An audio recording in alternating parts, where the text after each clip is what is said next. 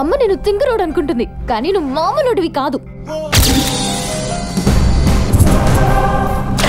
డ్యూటీలో ఉన్న ఆఫీసర్ మీదే చేయి చేసుకుంటే మేము ఎలా డీల్ చేస్తామో తెలుసా?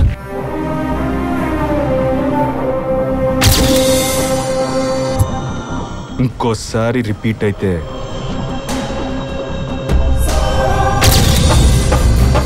గరలాన్ని మింగిన శివుడిలా సైలెంట్గా ఉన్నాను అనుకో. అదే మూడో కన్ను తెరిస్తే